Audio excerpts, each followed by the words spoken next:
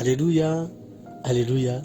Dia faly miarahaba antsika mianakavy mpanaraka ny rapisodin'ny famarinana ho amin'ny anio sabotsy fahenina ny volana septambra 2024.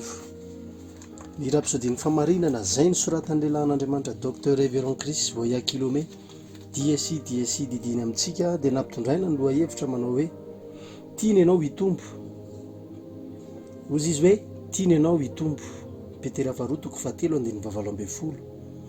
Fa mitomboa amin'ny fahasoavana sy ny fahalalana an'i Jesosy Kristy tompontsika sy mpamonjy ho azy ene ny voninahitra ankehitriny sy mandrakizay. Amen. Efa mba nieritreritra ve ianao hoe nahoana no toaingana kokoa ny valim-bavakao tamin'ny ianao kristianina zaza oharina amin'izao ianao mitombo amin'ny fiarahana amin'ny tompo izao? Mety tsy nety mihitsy aza ny fivavakao nefa namaly anao foana Andriamanitra. Eny, namaly anao izy satria zaza ara-panahy ianao.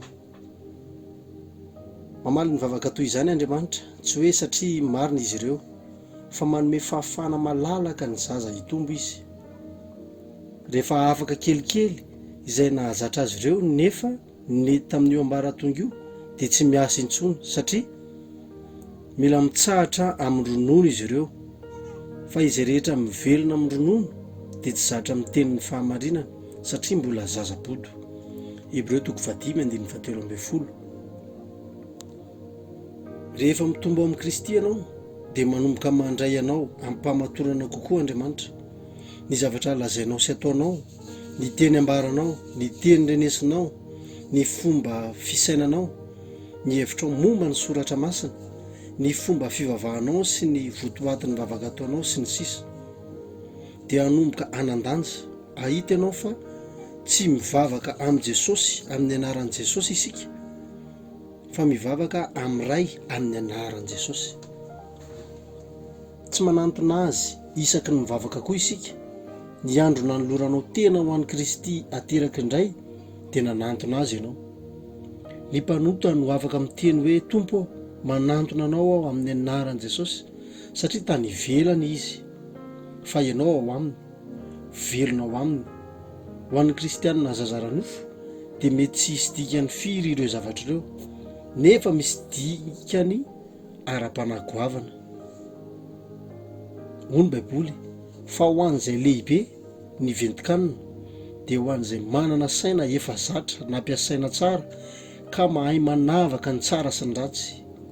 Hebreo 10:7. Rehefa mitombo ianao ary manomboka mampiatra araka ny tokony ho izy ny soratra masina dia ho hitanao fa tsy ihany intsony fiainana miaka-midina. Ny fiainanao dia avy amin'ny finoana makany amin'ny finoana, fahasoavana makany amin'ny fahasoavana ary voninahitra makany amin'ny voninahitra. Alléluia, amen. Ndao tsika ary anao ny vavaka araka ny rapisodin'ny famarinana. Tiako averinao amin'ny finoana zao vavaka izao amin'ny anaran'i Jesosy Kristy Tompo. Ray mahalalo, misaotra noho ny teninao izay fiainako sy fahazavana andehanako. Mampiondrika ny amiko amin'ny heriny aho mba hitondra fiovana sy hanangana ahy amin'ny lafiny rehetra eo amin'ny fiainako. Mitondra ahy ho any amin'ny lovako ao amin'ny Kristy. Ny voninahitra aho dia miseho eo amin'ny fiainako. Manova endrika sy manavao ahy hatrany hatrany amin'ny fahalalana araky ny endrikao. Amin'ny anaran'i Jesosy. Amen, amen.